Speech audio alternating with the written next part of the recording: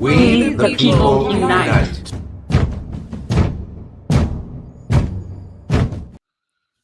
Hey everybody, welcome to We the People Unite. Sorry, we're a couple minutes late. We had some audio technical difficulties. Thanks, Elon. It's a love-hate relationship, you know. More love than hate, but hey.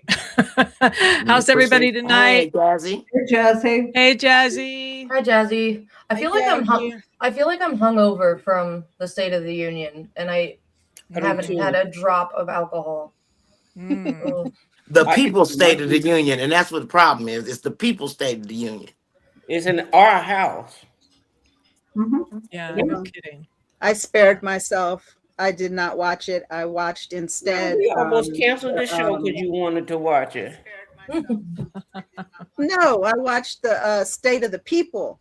I heard that was really good. By Jordan and Katie Fang. It was really good. It was. Was it good? It was well, good.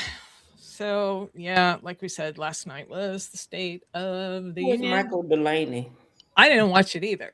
My hubby. It's like, you know, big stage, big applause, big claims. And whenever we get a speech like that, especially one packed with bold, sweeping lies, I always think the same thing, you know, let's fact check it. I think there are a lot of people doing that, right? Because here's the reality. When something is said confidently, repeatedly, and in a room full of applause, it can start to feel true even when it's not. Right? That's what his supporters fall into that trap. So we want to take some time tonight to look up the biggest claims about the speech, the economy, immigration, crime, elections, foreign policy, and really look at the facts and show some clips of people talking about it. For me, this isn't about, I don't know, whether you personally like or dislike the person, because we know he has a lot of followers. This is about the office of the president of the United States, for God's sake. So for me, when someone speaks from that podium, you know, they're not a candidate, they're not a party leader, they're actually representing the highest office in the land, country, etc. And that carries a lot of weight, right? Globally, economically, institutionally.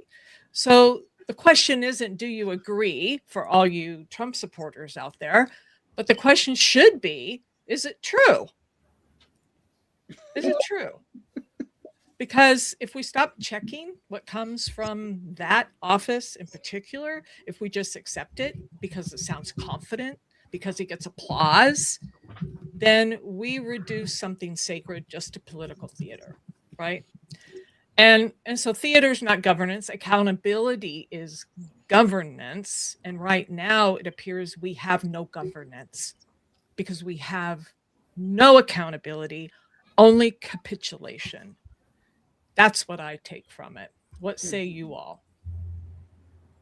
I say the same thing. I say it's a cult of personality. I say that people have thrown their, I don't know, their cognitive thinking skills out the door, and they just want to be fed whatever's going to make them feel something. They want to be fed that, and they don't care if it's the truth or not, because he should not be able to lie to the American people that are unable to pay their rent, unable to afford health insurance, unable to purchase food for their family. How can you still support him or believe him when you are living your own reality? I'm going to back you up on that one. Exactly. For the simple fact that we know that he is touched in so many ways. However, those that have clapped for him, they got to be accountable. You're sitting there clapping and you know your neighbor cannot eat.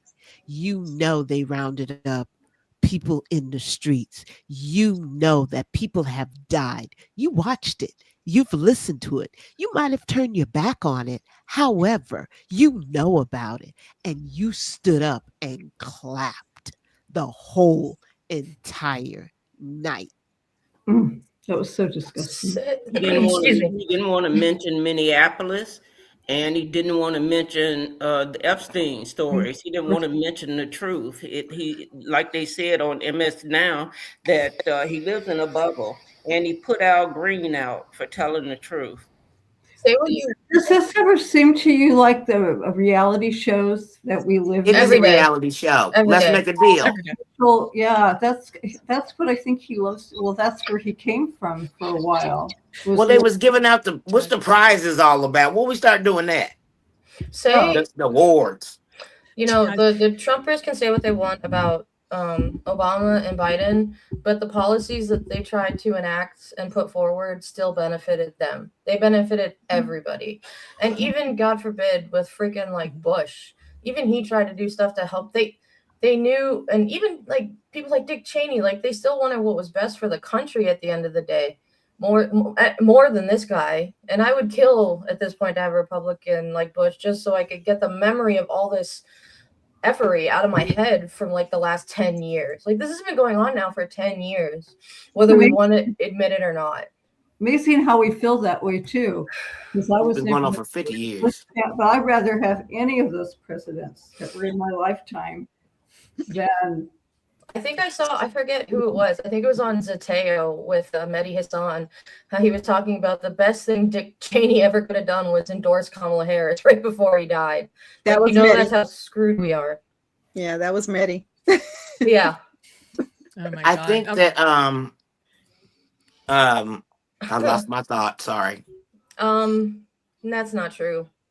Actually, there were more deported by Obama legally, but if we're trying to figure out ICE and deportations, why do we need all of these centers? Just going to say that to the person who just made that comment. Why do we need detention centers if everybody's going to be deported? Answer that question. But this is exactly what I was just talking about, right? You see what's going on. You live your own life experience, and yet this is it. But yet Trump can talk them into coming on and being a troll. And the problem is that you have children and family, so regardless of what, somebody's going to be touched by one of these, and it's when it comes, it's going to hit hard, and it don't discriminate. It's like any other disease or cancer. It don't care if you rich or poor, it's coming for you. So when it shows up at your door, don't say we didn't tell you. When they touch your little girl or your son, then we'll talk. Yeah. So let's just watch a few clips of people talking about the State of the Union. I will say there are a couple things that I thought were extraordinary that you wouldn't see in the other State of the Unions unless they were Donald Trump's. The first, of course, was just the unrelenting bigotry, the lies, the attacking of one group specifically, the Somalis, Somali Americans. That's the sort of thing that, I'm not going to talk about fascism or Nazism. You just read history and see what type of regimes will pick one or two groups and blame all of America's ills on those groups. Another thing that he did was just generally talking about immigration. Again, it's un-American. It goes against what the Republican Party has always stood for. And this continued lie, and it is a continued lie by this Republican Party, and they know they're lying when they continue to suggest that immigrants commit crimes at a higher rate than those who are native-born Americans. And every study shows this is a tired lie, and yet you have an entire party that seems in large part to be based upon this lie. Speaking of lies, they understand Donald Trump is lying when he's saying that the price of meat is going down, the price of groceries are going down. They know he's lying when he says that he inherited, inflation at 9%. No, he inherited inflation at about the same rate that it's at right now when Joe Biden left office. Also, the idea that you're going to have J.D. Vance, who's going to investigate waste and fraud and abuse and corruption when his family, Donald Trump's family, has made at least $1.9 to $2 trillion personally since he came into office. And by the way, I've always been against members of Congress trading stock. That's absolutely insane. But even add up right now, all the money that they've made, it doesn't come close to the amount of money that Donald Trump has made himself personally, put in his own pocket over the past year. So you see that and you go, well, that's kind of interesting. And I've got to say also, the election conspiracies, he continues it. It's one thing for him to be doing it out on the campaign trail, lying day in and day out about election conspiracies. He keeps saying that every day, and every day Democrats are winning by 30, 40, 50, 60 percentage points in races across America. We saw it again last night while this was going on. So yeah, there was a broadcaster that said the speech was extraordinary. Yes, it was extraordinary. It was extraordinary for many reasons. Most of them just, he did shit that no sane president would ever do. It was really, really crazy to be watching that in a State of the Union address. The only thing I think we need to point out that Donald Trump has, the only lie he didn't make and he told the truth on, yes, the men's hockey team did win the gold for Olympics. Everything else was a lie. Check it. Hey, Joe, where was all of that logic before you raced down to Mar-a-Lago after he won? Like, that's okay. He's doing it now, though.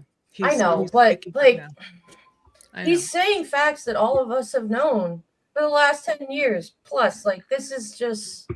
Katie, I'm just happy that he's awake now. He's saying it out loud. He got Nick Fuentes wanting to vote for Kamala. That's how bad this is. For real. Well, and why did Patel have to go with them? Why did they said he's in the head of the FBI? He didn't need to go with the hockey team. No, and he lied about it. They lied it's about the it. money. So now that's going to be under investigation because that is a crime. How about the female hockey team? Yay for them. But then Trump said they are going to come to the White House. And who you saying yesterday? We just posted it. The guys are gone, but the girls Las Vegas. Going to Las Vegas. They're going to see Flavor Flav. Yeah, Flavor Flav invited the girls, but but Trump said last night the girls are going to come to the White House at another time. Oh, no, they're not. They're not. They're not. But later on in the reporting today on August on the Move, we'll definitely be hitting what took place with the women. I was very impressed by. Also, there were 5 men who did not go to the White House, and 4 of them were from Minnesota. Oh, really? On the men's team. I was wondering about that. Some came up missing. Good for them. I've been responding to a lot of posts lately about people still talking about the election and the fraud, obviously because of the SAVE Act, right? They want to make sure everything's up and fair and blah, blah, blah. I'm like, okay, well, our elections were never an issue until Trump, number one. And why is it always rigged only when he loses and not when he wins? It's like you try to put this logic out there and people are just, they get all flustered.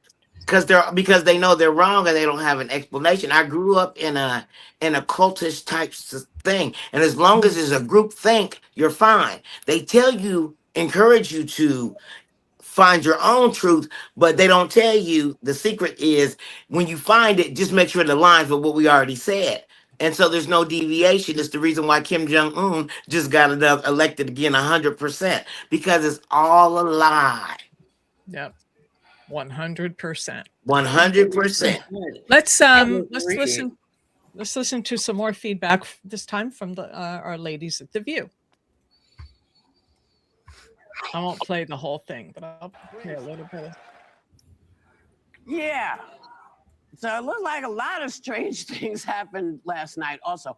And I was true to my word. I watched Bob's Burgers and had a great time. And then it ended, it ended at 8 o'clock. Yeah. Oh. So I was forced to go and watch this stuff. Oh, so you did. Listen, I watched you joined in at hour 7. Whole thing. Yeah. I watched every minute. Real quick, notice who's not at the table anymore. Oh. Yeah. And I've got to say, like, a lot of people get confused when I explain that I am a conservative and not MAGA. And here's the difference. No, I don't see Anna. From Republicans, the part. No, the one who replaced her, the one that got smack down on race, the one who I forget what her the name one was. that the parents Trump pardoned. The Chrisley's daughter. Yes, Oh, yes, oh. yes, yes.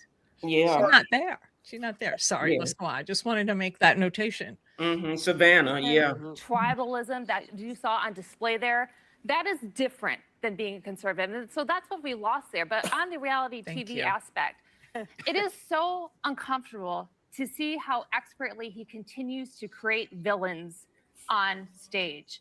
You know, we talked yesterday about whether the Democrats should go to State of the Union. I was kind of iffy, but then when I saw Ilhan Omar get singled out like that, you know, I know what's going to happen. He got that split screen. And when he was talking about Minnesota and saying, you know, we're not going to go easy on them. Who thinks he's been easy on them? And so she was shouting back, "You've killed Americans," but you couldn't see what she said. No. And so it's such an unfair dynamic that we got to find ways not to participate in that and give him that kind of advantage. I just can't believe we haven't learned this lesson after 10 plus years. Well, I watched the whole thing and I was physically ill from it and more nauseous than usual watching him. Yeah.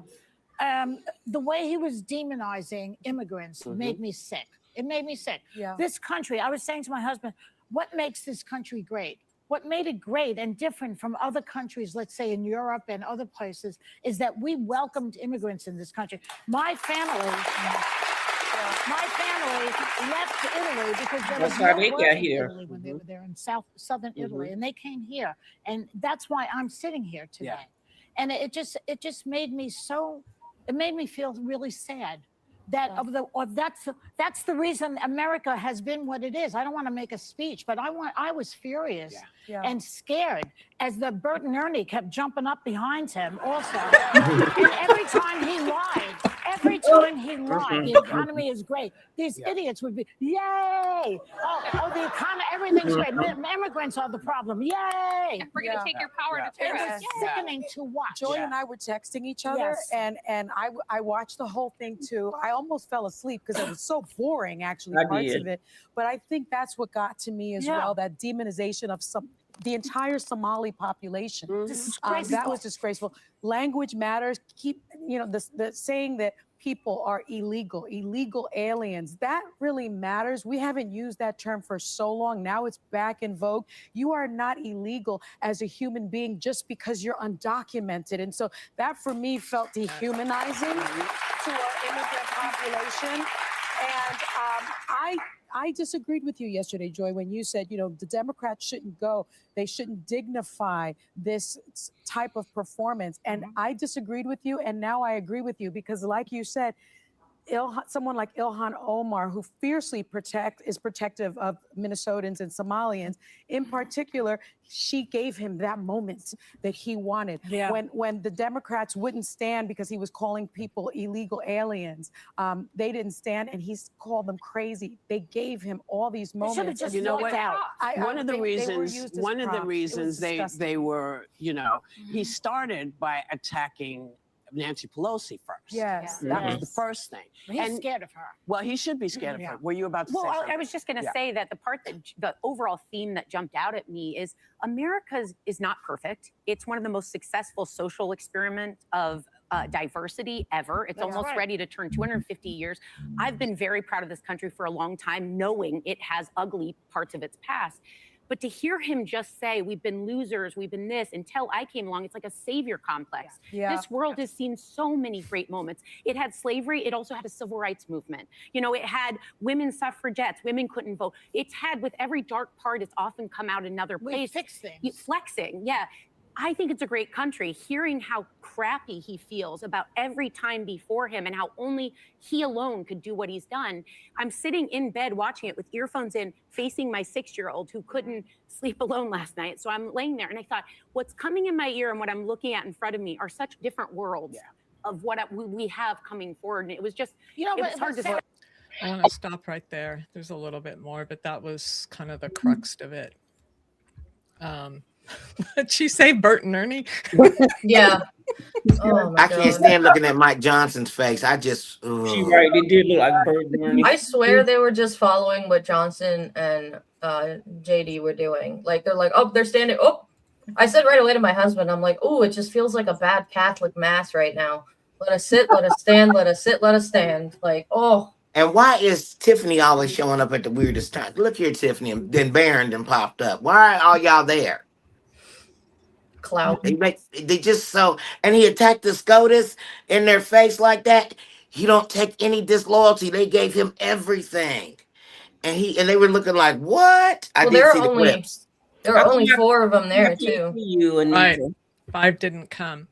I wanted to stop right here because they mentioned Ilhan Omar, right? So they talked about what happened, how she stood up, how he, they put tried Al to. Green out though. They what? They put Al Green out. Yes, they did. And the other thing they did was, and this is what I had to fact check this because I thought, wait, this can't be real, right? But she had a guest. I was just gonna say, there's a post that she made about what happened to her guest. Mm-hmm. Oh my God, she had a guest. So she was arrested for standing up at Trump's State of the Union. Now, this was, I believe, the woman who was pulled out of the car, right? If I'm not mistaken. That is correct. Yeah. That is correct.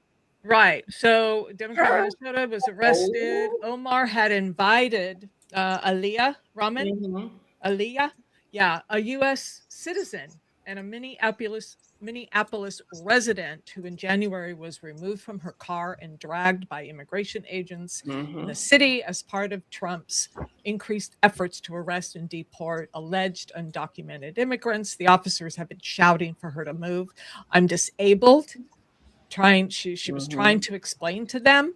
She was trying to get to a doctor. That's why she didn't move. She told the officers as they pulled her from the car, they caused her shoulder injuries, etc. During his speech, started demonstrating, which violated rules of the. That's what they're saying, right?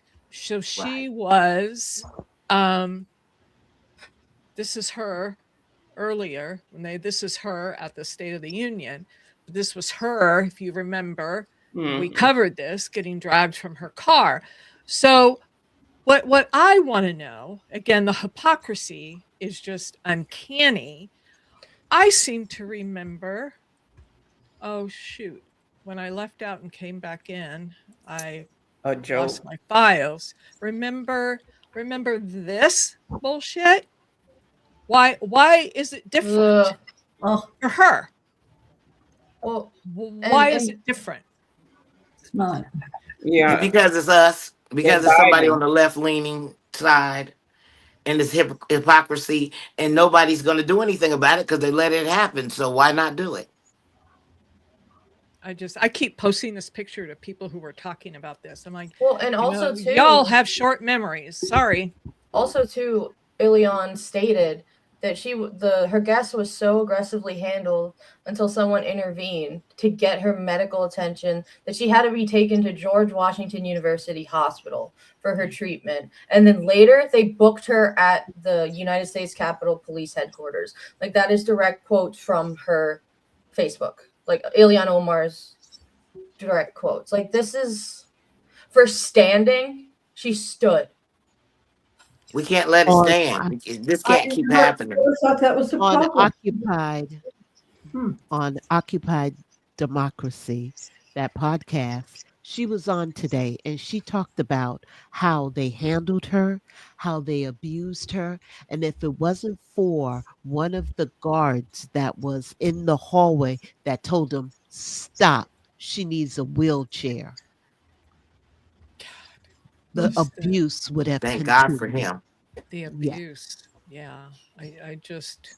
They violate, clear violation of her civil rights, amongst other things.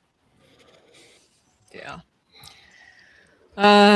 It's Linda. Yep. 100%. It absolutely is. So the one thing I'm glad about, we heard from Morning Joe, right, is the media is speaking out about this a bit. So I was wondering. That's what I kept looking for. So we'll just watch the whole thing, but let's just listen. California, the first Latino senator to represent the state, gave the Spanish language response to President Trump's State of the Union last night. Senator Padilla focused his remarks on the president's immigration crackdown, criticizing the ICE surges in major American cities. And the senator joins us now. It's great to have you this morning. Thank you so much. I'd love to have you explain for anybody who is wondering the decision to have a Spanish language response, and also after having sort of the night to sort of take it all in, what is your reaction to President Trump's address?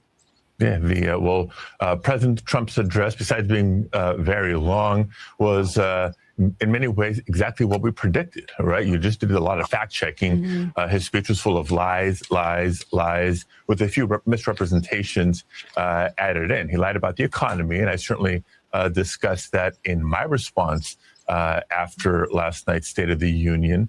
He tried to paint this his immigration enforcement laws as a huge success. Everything's going perfect, when we know the reality is far from that. The vast majority of the people who have been detained, who have been arrested, many who have been deported, many without due process, are not the dangerous, violent criminals that he talks about.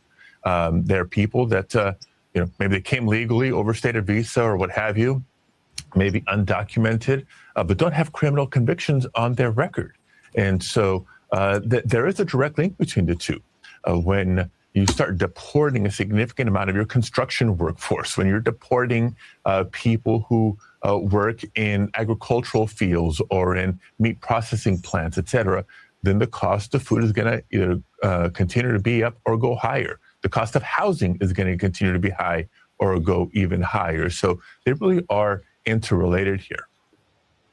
And Senator, certainly you reflected something that was a major takeaway last night. The president almost seemed to be asserting his own reality, misrepresenting the actual nature of his deportation plan, but also the state of the nation's economy. And these are things, immigration, economy, that were supposed to be his strengths.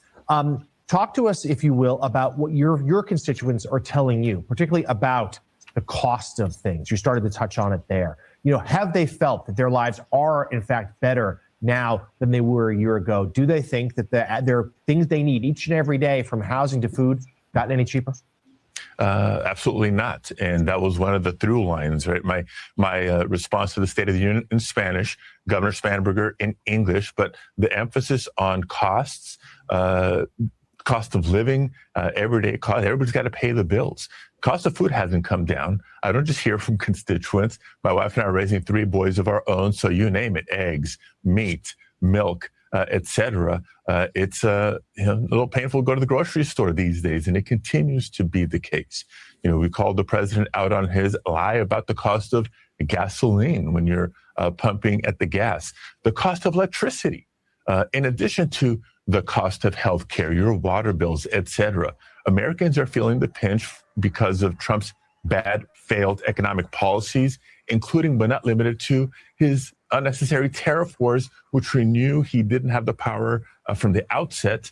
And the Supreme Court ruled just this last Friday. But of course, his ego can't handle it. He can't admit when he's wrong. He can't pivot to something smarter. And so he doubles down, and it's American families that continue to pay the price. Okay, I want to stop there because I pulled up just some facts. So the economy. He was saying that the U.S. economy is stagnant before his term. This is what Morning Joe brought up, right? If we remember, he was saying inflation was at 9% when he took over, which was bullshit, right? It was 2.9 right before it went to 3. He claimed that he secured 18 trillion in global investments. That's a lie. The White House lists 9.6 trillion, but much of that includes deals from prior administrations. So that's questionable. More Americans are working than ever. Absolute job figures rise with population. The labor force participation and historic job ratios don't support that claim. And then the inflation claim, which I just talked about. So those are just the big ones. I was reading someone's post that I follow on Blue Sky. He's like, Jesus, it's like 15 lies in the first 5 minutes. What the hell? Or 2 minutes. I mean, it's just riddled with lies. One of the things. Go Sorry. ahead. No, go ahead, Katie. One of the things that really was also just bugging me was him like basically advertising like, oh, look how great we are. We're hosting the Olympics. We're hosting the FIFA World Cup. And it's like, you didn't do anything to get that. But you're just going to try to get credit for anything and everything. And it's just. And it doesn't make sense that you would want that when it's going to have those people that you don't like coming here to do these things. And it's not welcoming. I don't understand. He's not very intelligent, which we know, but that makes him stupid because it's blatant dichotomy, you know what I'm saying? And it's hypocrisy. It's just, and we just sit here, and I'm not saying us, I'm just saying as I feel like everybody's yelling, oh, there's a fire and there's a fire, while the whole wall is on fire in the ceiling, and they're just like, oh yeah, it's getting hot in here. Meanwhile, there's this rage, and I know we can't just, do everything, but it's just, it seems like it's gone too far, and it's gonna be to our detriment. And answer Amy Pike. This is part of what I was talking about on the show that we did last night. We no longer can have discourse, just normal discourse, as citizens of this country anymore. She comes in hot. So how much are the Jews paying you all to not talk about Aliyah Rahman? We literally just got through talking about Aliyah Rahman, where what she could have said was, hey, y'all, I just popped in. Did anyone mention what happened to Aliyah Rahman? And we would have answered her. Instead, she comes at us with an insult. Mm-hmm. And what she said, just on the face of it, is anti-Semitic. Exactly. The Jews. So I needed to answer that. I don't always answer everybody's stuff, but this is what I was talking about last night. Why can't we just have conversations anymore? Why do we always have to try to punch someone in the gut before we even say hello? We're trying to find an enemy everywhere we go. And we're all in this together. Mm-hmm. We're all in this sinking ship together. Mm-hmm. None of us are not going to drown if we don't do something about this. And that is not the way to go at it. Amen. Something I really liked on Dawn's show last night was the conversations that they were having, especially with Monique, just over the State of the Union. And while I didn't agree with what everybody said, it was still like everyone was saying their piece and they got talking about it, because we need to have those conversations. But you're right, Momo. Like, we can't just come in guns blazing.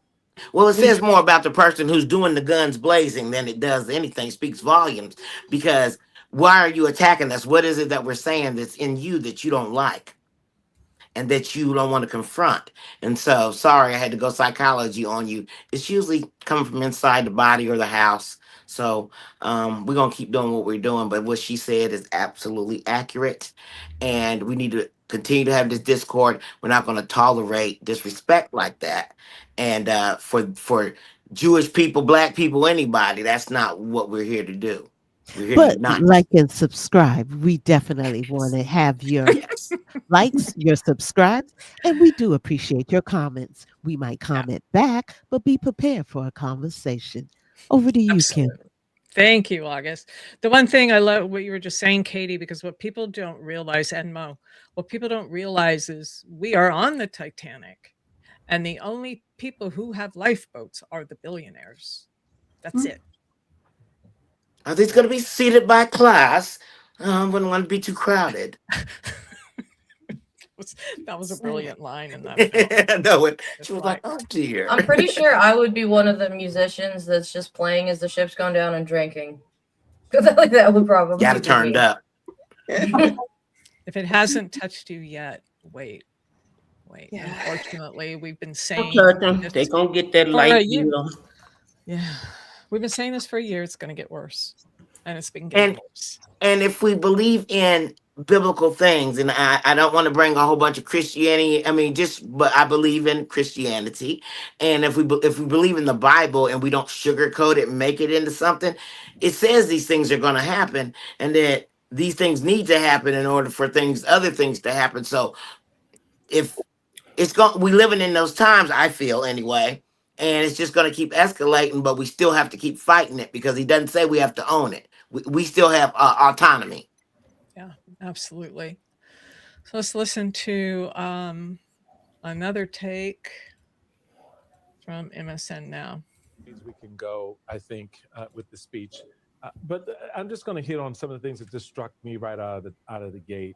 And we talked about this a little bit earlier this evening. There were really two parts of the speech. The first part was where Donald Trump was just like Chatty Cathy, right? Just boom, boom, boom, boom, just everything, just rumble, and just pushing it out. Then the second part was where I don't know. I think he fell asleep. I think he fell asleep in the middle of his own speech because the man slowed down to a pace that I just didn't. I was like, what are you doing? Everything became very much more protracted in what he was saying. And so when you're following that, you're trying to get a sense of where the president wanted to go. Did you want to bring the energy and really kind of move the country around the agenda as you were laying it out? Okay, we may agree or disagree on that. Or were you really just kind of like trying to get us into this thing where everything was blood and gore and violence and taking horrible stories that happened to really good people and splaying it out in front of the country in a way that was, I thought, dishonorable to them, and dishonored their pain, and did not show the empathy a president should show when talking about a service member being wounded or a young woman being attacked. So that part for me, just as a sort of a top line, was very telling.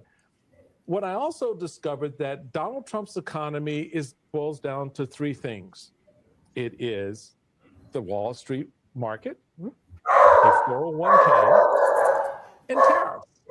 Because if you look at the economic part of the speech, that's generally what he talked about.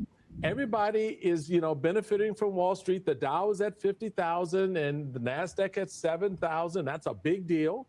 And then, of course, everyone's going to get a 401k. Your kid's going to get $1,000 to put into a 401k that's going to grow to $100,000 over 18 years.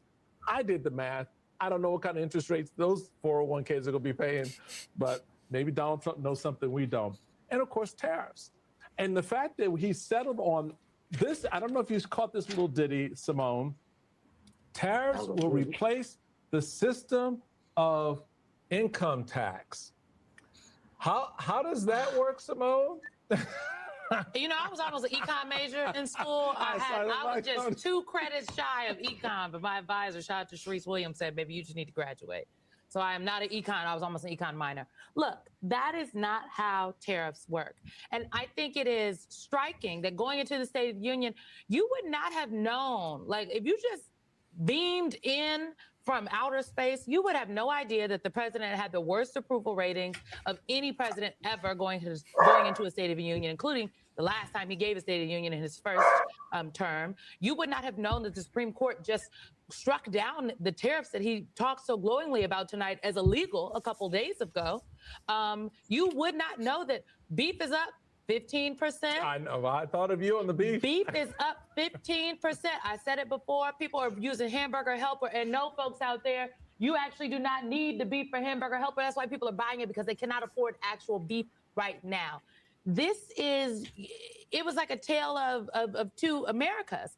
And I thought about all the things. I was doing the live stream with Eugene while the speech was going. And I thought about all the things that we didn't hear. I didn't hear Alex Preddy or Renee Good. I did not hear about the Epstein survivors. I didn't hear about how the president is going to ensure that Republicans win in November. I heard a lot of lies. I heard a lot of bluster. And then I saw a game show. I saw he was giving us, sorry, Oprah, but he was giving us Oprah Winfrey, like, you get a car, you get a car, you get a medal, you get a medal, you get a medal. And that is quite intentional because the president, again, I've said before, I do not agree with him on much. But I will give credit where credit is due. He is a master marketer. And those moments where he was giving out medals of honor to heroes, our servicemen and women, who's not going to clap for that? That's going to be a viral moment. That's going to go viral. When the USA hockey team, men's hockey team, when they came out, they were paraded out. Our Olympians, these Americans that have put their blood, sweat, and tears into their craft and who won. I'm excited about a gold. But what made me cringe, and the people online were also cringing in the chat on the live stream on YouTube, on MS Now's YouTube, pardon me, using our servicemen and women, the Olympians, as political props to serve his agenda. That did not go over well with the people that are plugged in and paying attention. But to be very clear, the moments that make it to TikTok and the breakthrough in the non-political group chats, people might not see it as that. They'll just see it. Some people might just see it as the president is honoring these heroes. Yeah. And that is why the putting context around this is important. The last point I'll make is this. I said in my op-ed that I wrote today for MS Now that Democrats cannot just sit on their hands during this State of the Union, that silence when Donald Trump is up there, it's just background noise. This is actually not defiance. And so the moment that we had, many moments from Ilhan Omar, the congresswoman who represents a key district in Minnesota, and Congresswoman Rashida Tlaib responding to the president, Al Green within the first 5 minutes getting escorted out because he had a sign speaking to the racist ape video that the president had up. Those moments are what's going to break through. What's not going to break through are the Democratic members of leadership sitting there quietly. That's not going to break through. Nobody's going to remember that tomorrow. They're going to know that Donald Trump lied, but they are going to, for sure, they're going to know that he lied. They're not going to know necessarily about what. They're going to say he lies all the time, but they're going to remember that Congresswoman Ilhan Omar did not sit silently as the president of the United States literally just denigrated not just her community, but all of us really, and lied to us about killing Americans in this country. Yep. As Keisha said, what you say, Keisha? The Dow is what? That's the Dow. 50,000. The Dow. So something I'm seeing that nobody's really talked about yet. He had obviously some guests besides like the hockey and other things. Did you all see about the young woman? I believe she was 14-year-old girl that they were trying to talk about. He was dismissing trans rights and saying she was diagnosed with gender dysphoria, and that, these people at school were not telling the family that she was identifying as a boy or something. And that was why he went on his giant trans rant. And I'm so tired of them all trying to say that, like, oh, these things are happening at school with the kids. You can't even give a kid Advil without a note. Right. And they're acting like they're as eloquently as Jennifer Welsh on the I've Had It podcast says. She goes, they're not going to school and whacking their wieners off. Like, coming home with a note talking about put ointment. You know what I'm saying? What the hell? Yeah, and he was trying to say, he was using this poor young girl who, just was. Who allowed her to be used though? That's the thing. She's 14. She can't consent to be there. The adopted mother who's also the paternal grandmother or something. But like, I hate when he uses children like this. Well, he also had the lady on there with the tax on tips. Bull crap, that's a lie. And we all know he doesn't care about anything regarding children. Well, you know why we talk about him. I'm tired. He uses people all the time for props. He uses the kids with cancer last time. He uses the army for props. He uses everybody for props. He's a lie. You know what's interesting? In Jeffrey Epstein's house, he had a homemade chessboard made, where he was the king, and they looked like all the people that worked for him, and all his workers were the pawns that he would use, and they were dressed. It was just very ornate set. And I'm like, it's the same thing. It's that God complex. It's that I can do anything. You have a guy, I think it was a Kim Basinger and Alec Baldwin movie, and they go, I think you have a God complex. And Alec looks at the camera and he says, God complex. No, I am God. When you pray, you praying to me, and that's what he thinks. Yeah. Pray. Absolutely. Absolutely. I want to, oh, yeah, Jazzy. Thank you, August. Why did one of the hockey guys get a Medal of Freedom, but not the young girl who saved other girls during the camp flood in Texas? That's a great question. Yeah. It's because they don't want to bring attention to the camp flood in Texas. Because it's well, rich people go send their kids there, and they don't want it to come back because it's not salacious enough. Well, Well, also they screwed up with yes, FEMA. it was an utter Right. failure, and that they don't want to bring attention to it because it was a failure. Right. Yeah, absolutely. So before we move to August on the Move and wrap up this big segment, I just want to fact check a few other things. So he talks about immigration. 0 illegal aliens have been admitted. Illegal crossings are low, but they're not 0. Drug lords, murderers are blocking removal of these people. Most DHS detainees have no criminal conviction. Crime in Washington is lower than ever, with murders almost 100% down. I'm surprised he didn't say 500% down. Crime was down. Jesus, he doesn't know math. Crime was down significantly, but not to 0 or an all-time low absent context, right? Elections, he brought that bullshit up again. Cheating is rampant in our elections.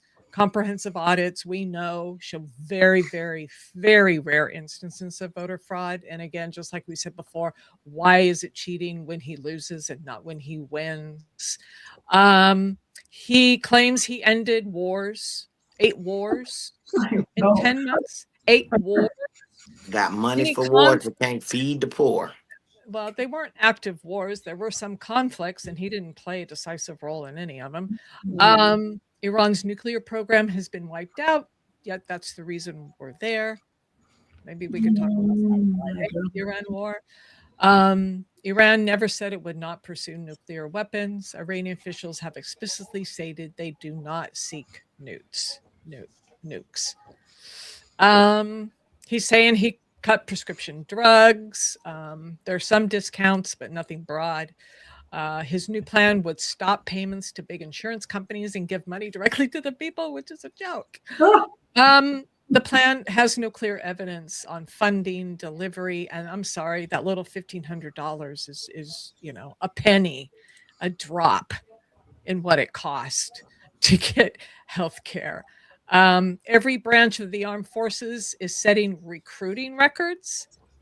Fact, recruiting has rebounded, but past years had higher figures. Program expansions from prior administration account for much of the growth. So those are just some of the fact checking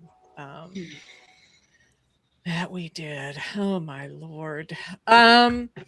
So just a couple more reactions from people about the State of the Union, and then we'll move on. Very well. I love her. If Donald's State of the Union was the rhetorical representation of his fascism, this banner is the visual representation of it. Thank you, Mary Trump. This one said Donald Trump delivers the longest, stupidest State of the Union on record. The problem for Trump is that he's not a persuader, he's a pitchman, and the kind of salesman who transmits in exclamation points all the fantastic, terrific, unbelievable features of the new car he wants you to buy. A short time ago, we were a dead country, Trump says in his speech. But as Susan B. Glasser writes, the salesman is not who you want to talk to when you have a broken down old jalopy towed back to the lot and demand a refund. Based on the polls, it's pretty apparent that America wants its money back. Okay.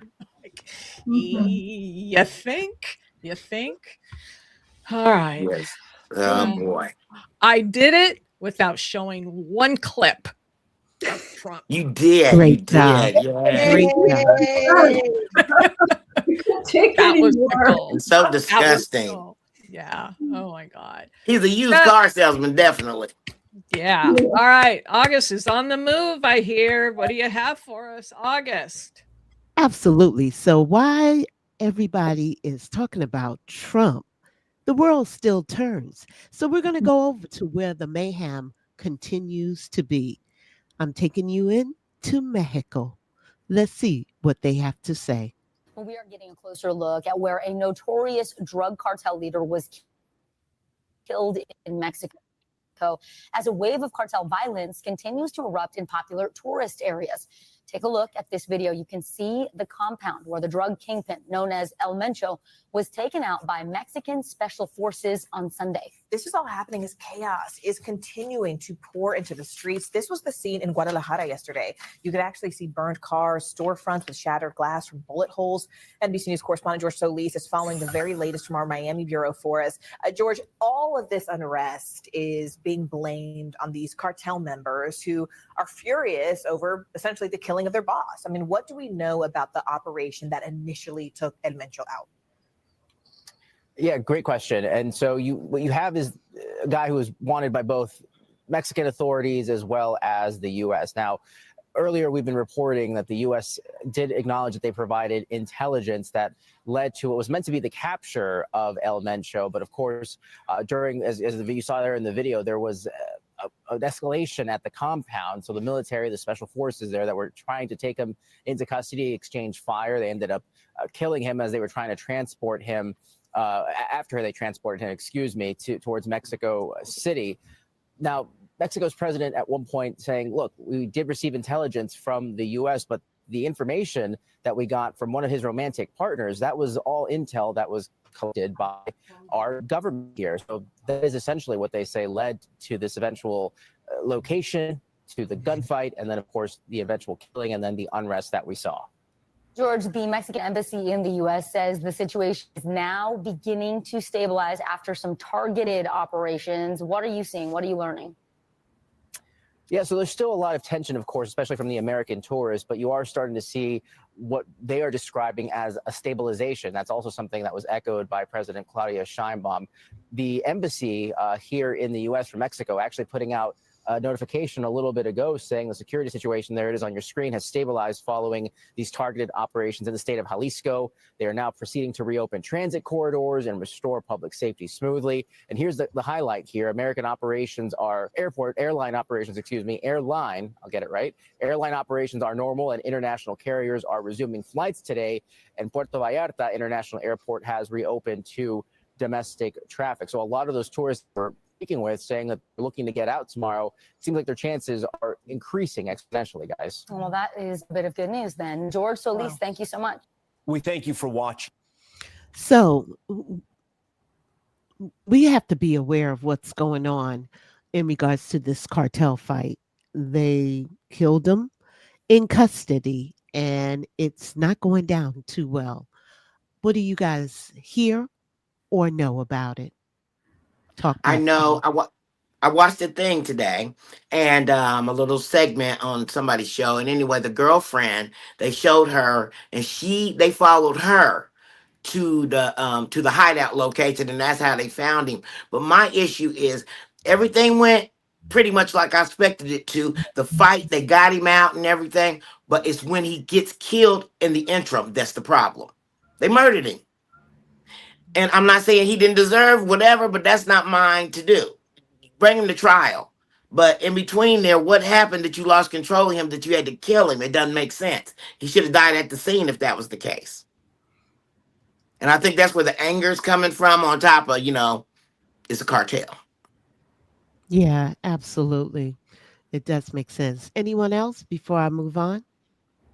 I didn't really hear much about the story, but once again, just be careful wherever you're traveling in Mexico. Yeah, I did. And I know somebody is going back there in 2 weeks, but I don't want to talk about that on air. We'll talk about it later. Concerned. Yeah, understandable. Understandable. I really wanted to bring the next thing to the stage because we talked about it earlier, but I want you to hear it from their point of view. So let's see if it'll come up for me because, it always have its tricks, but we want to hear from them. I think it's very After their important. spectacular gold medal win at the Winter Olympics, the U.S. women's hockey team declined President Trump's invite to the State of the Union. And now Flavor Flav is offering to host his own celebration for them. After the U.S. men's hockey team beat Team Canada 2-1 in overtime, that was their first gold since 1980, President Trump invited them to D.C. We're giving the State of the Union speech on Tuesday night. Sorry, I could send a Kim. military plane or something, but if you would like to, it's the coolest night. It's the biggest. We're in. Speech. Yeah, we're have to bring the women's team. You do know that. The U.S. women's hockey team also won gold against Canada 2-1 in overtime just a few days before. And Trump's invitation and the team's reaction have drawn criticism. The women's team has publicly declined the invite, saying, "We are sincerely grateful for the invitation. Due to timing and previously scheduled academic and professional commitments following the games, the athletes are unable to participate." Which is a nice way of saying, "Puck off, Trump." Now, rapper Flavor Flav, who was the official hype man for the U.S. bobsled and skeleton teams at the Winter Olympics, posted that he'll host a celebration for the team in Las Vegas. And brands like StubHub and Alaska Airlines are ready to join in to honor the team. No word yet if they've accepted Flav's offer. So what do you guys think about that? I think it's fantastic. It's such a, well, like the way that they responded, that they're all like, I think that the team captain made a statement about it. That's what I'm going to play that next, but I really wanted to hear from you guys in regards to this. But I think that, it's great that the men won gold, but then how they reacted afterwards with that video, it cancels it for me. It just does. And I know that it's important that they win gold, but why don't we talk about the fact that the women have been, I think the women's team's only been in since 96, and they've won 3 gold medals. It taints them. Definitely taints it. They don't care about, he's really have shown how he feels about women, and it cannot go unnoticed. You know, if you really women, minorities, immigrants, everybody, he makes it known. So don't be confused. Absolutely. So let's hear from them. Let's hear from the women. I'm trying to bring it to the stage. One moment.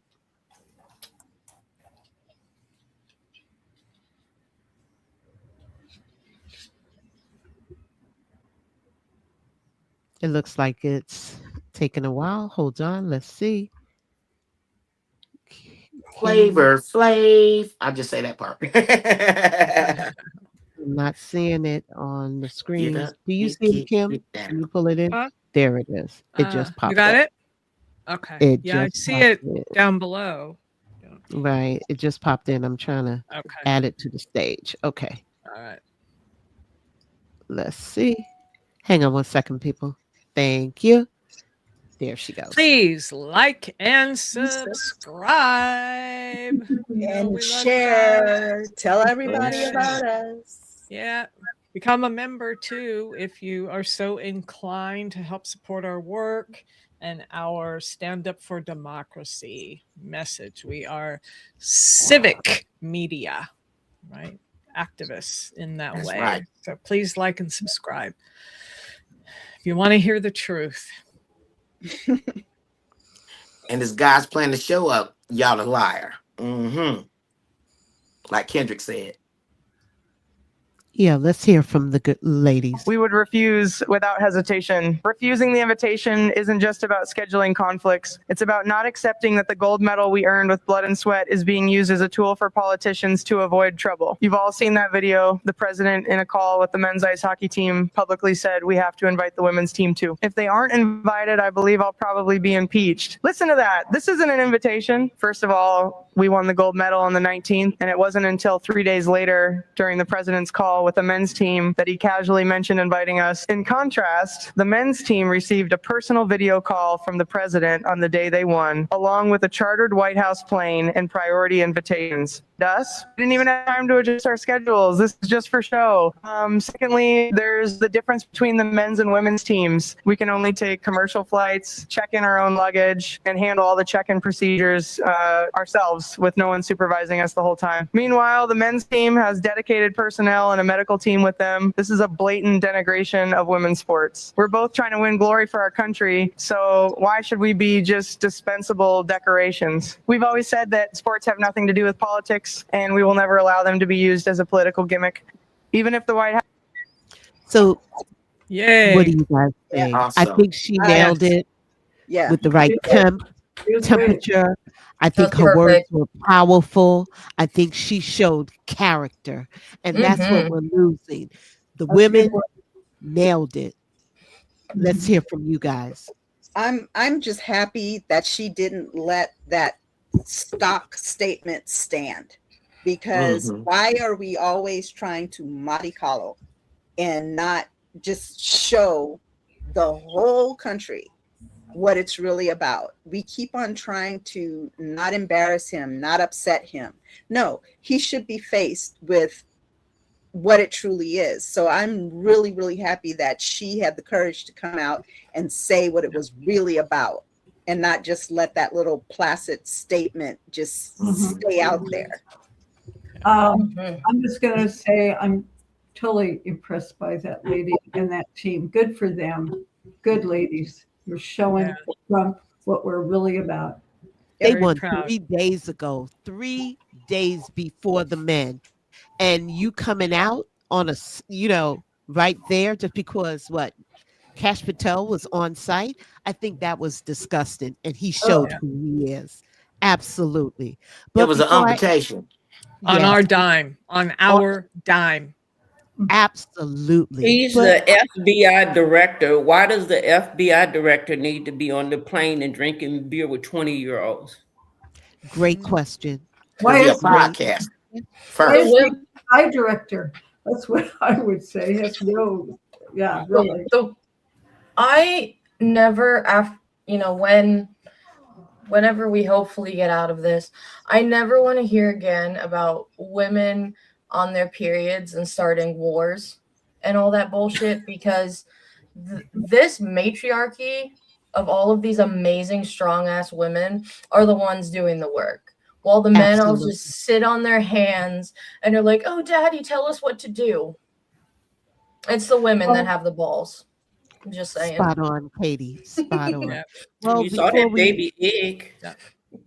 Before we leave out tonight from August on the Move, I want to share this last video with you. Please like and subscribe, and remember to leave your comments. We truly want to hear. Hopefully you listen up. But I'm not an all girls girl. Some of y'all are evil as hell, and history has receipts. When people started digging through the Epstein files, especially after that 2008 plea deal, the one that shielded him from federal prosecution, one thing became very clear. There were layers. That agreement didn't just protect him. It named 4 women as possible co-conspirators: Sarah Kellen, Leslie Groff, Adriana Ross, and Nadia Marcinkova, and granted them federal immunity in that deal. And what that tells you is this: predatory power rarely operates alone. It builds structure. Now let's go backwards, because y'all know this ain't new. Take the transatlantic slave trade, right? People love to frame it as violent white men in ships. And yeah, white men engineered and financed it, for sure. But inside that system were women who participated, women who managed plantations, women who disciplined enslaved people, women who oversaw the punishment when the men were away. Now look at the antebellum South, right? White women weren't just passive observers of slavery. They upheld it. They benefited from it. They enforced racial hierarchy in households and in communities. The system relied on their cooperation. Now fast forward to Nazi Germany. Irma Grese and Ilse Cook, women who supervised camps, women who selected prisoners, women who enforced violence. History doesn't soften them. It doesn't pretend like they were just standing nearby. They were active participants. Even in organized crime networks in the early 1900s, there were women who handled finances, transported messages, and shielded operations because the police underestimated them. Underestimation is a strategic advantage, and systems use it. Now, here's the pattern. When we see a woman inside a predatory network, people instinctively want to say that she must have been manipulated. She didn't know she had to be under his control. And sometimes it's true, but sometimes she's recruited because she's effective, because she could recruit other women, because she could reassure victims, she could smooth suspicion, because she made danger feel safe. And that Ghislaine role is Maxwell. powerful. Society wants women to be nurturing, inherently moral, safer, right? But history doesn't support that myth, does it? Women have been overseers, enforcers, murderers, financial operators, recruiters, ideological defenders. Not always as victims, sometimes as architects. I'm a girl's girl, but I'm not delusional. Some women build, some women protect, some women survive, and some women help monsters feel comfortable. History doesn't blur that line, and I won't either. Everybody in them files need to be locked up, thrown underneath the jail shit. What happened to public stonings? I'm a girl's girl. Thank you. And that's August on the Move. Back over to you, Kim. Like Thank and you. subscribe. Thank you. I was trying to look up because remember when we played that video, I think it was last week, of the lawyer at the detention center in Texas, and it was a woman who was telling him to get out. No Mason bonding. How can a woman do this? Yeah. Well, think about Ghislaine Maxwell. How could she trap over 1,000 women with Epstein? And it's probably more than that. That's just the ones we know, because if he was having multiple a day, the math don't work. Look at Christy Nome. Look at Pam Bondi. That's why I said Bondi, Mace, all of them. And I had a professor real quick when I was in college, and she was horrible, but she did her dissertation on the antebellum, the role of the woman in the antebellum South, and how they were in charge of the overseer and made sure that things broke and worked the checks and made sure the people in the neighborhood weren't sick, and it was disgusting. But she let us read it, and it was so amazing. I didn't realize how much the head lady had to do with it. And I thought, wow. Yeah. And Keisha, you're right. The woman who was Harvey Weinstein's lawyer. Okay. Yeah. Yeah. Yeah. I don't know. Well, thank you, August. We went over a little bit today. Important topic. I hope we shed some light on the lies, because there were a lot of them. We just touched the surface. But please, please, please, we say this as much as we can. Please just do your own research. And like Mo, what you were talking about earlier, just think critically. Do your research. Don't listen to the sound bites, and please don't just share them and repeat them, because that's not how we get out of this at all. Any last words before we sign off for tonight? Remember to like and subscribe. We need your votes on this. We need your likes because it helped the algorithm. And if you can, please feel free to join us. Be a member. It is very low, and you could get a cup of coffee with the price. So please be a member. Up with hope, down with dope. Keep hope alive. Tomorrow on Millennial Gaze, we're doing a bit more of a deep dive with the State of the Union. So tune into that, 7:30 Eastern, 4:30 Pacific. We'd love to have you over there as well. Absolutely. Join over there, and then we'll be back on Friday. Thank you, everybody in the chat who joined us today. Even those who don't agree with our content, we do have to have conversations. So we will see you Friday. You guys have a great Wednesday night, and hang in there. Thank you. Thank you. We the people unite.